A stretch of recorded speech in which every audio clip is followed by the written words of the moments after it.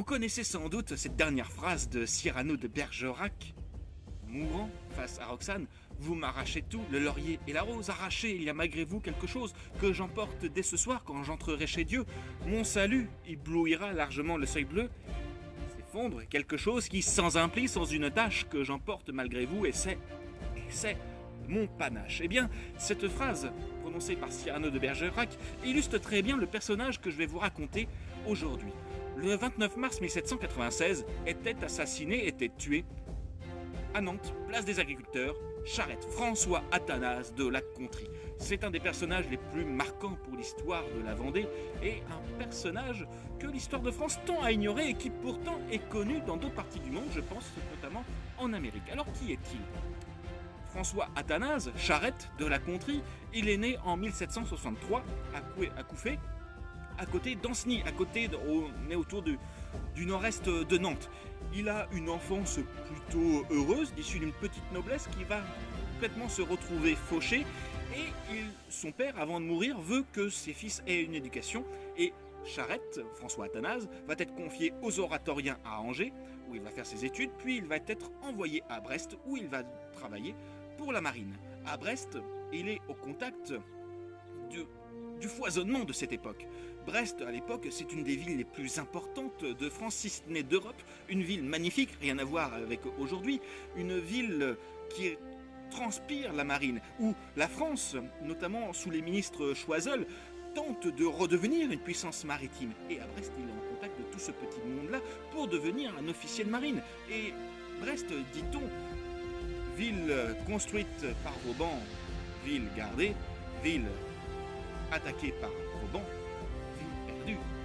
Et voilà un peu cette atmosphère dans laquelle il grandit, il devient officier et il va devenir, Charette, l'un des plus jeunes officiers de marine à l'âge de 24 ans. Charette, il va participer à la guerre d'Amérique en étant impliqué dans la terrible et la célèbre bataille des Saintes en 1782. Cette bataille des Saintes, en 1782, nous sommes au large de la Guadeloupe, va voir la flotte française et la flotte britannique s'affronter pour défendre l'Amérique et l'Amérique naissante. Et si c'est une défaite française, on va avoir des faits d'armes qui sont quand même assez extraordinaires.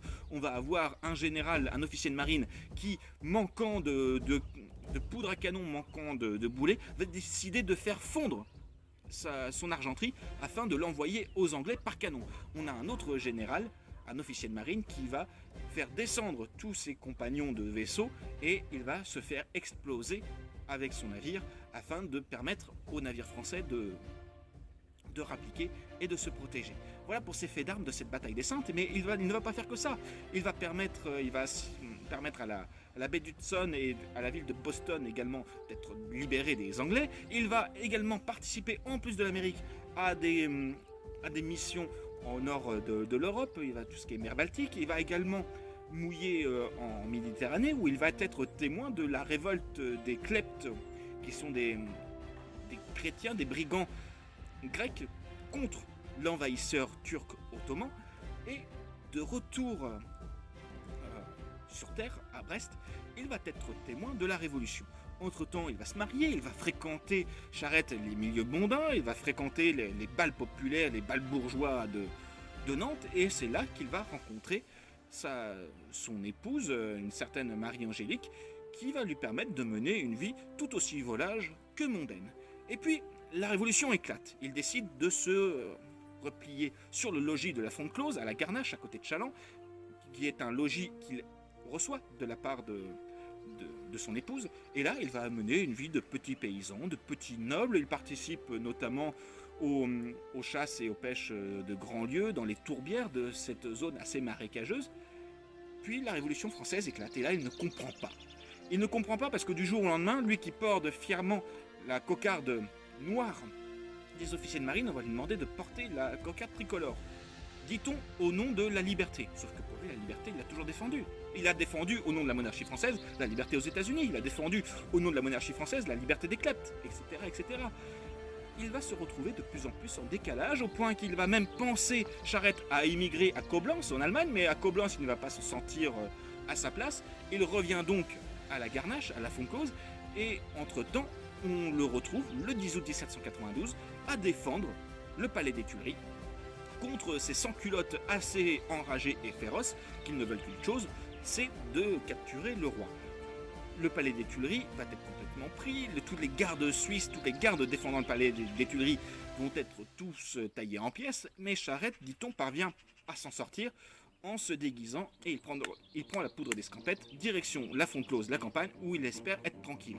Sauf que, voyant les mesures de plus en plus prises par la Révolution, on a tué le roi, on décrète la levée en masse de 300 000 hommes. Je vous avais raconté dans une précédente vidéo ce qui motive les Vendéens à s'agiter. Eh bien, les Vendéens vont aller le chercher à la Font-Close. Charette a peur, on dit qu'il se cache sous son lit. On parvient à rentrer de force à la Font-Close et c'est là que l'on voit 2 pieds cachés sous son matelas, on le tient, voilà Charette, et lors du serment de la Font-Close, il va jurer de mener ces paysans à la victoire. C'est quand même étrange, et ce n'est pas à prendre à la légère. Des paysans, des pauvres malheureux qui ont tout perdu, ou qui seraient prêts à perdre la vie pour une cause qui les dépasse. C'est vraiment assez questionnant. Cela témoigne également que l'âme des Vendéens a été touchée en plein cœur. L'âme a été blessée et les paysans cherchent réparation. Mais Charette ne va pas s'intégrer à cette armée catholique et royale qui se constitue. Charette va toujours tantôt faire bande à part, même s'il participe au siège de Nantes.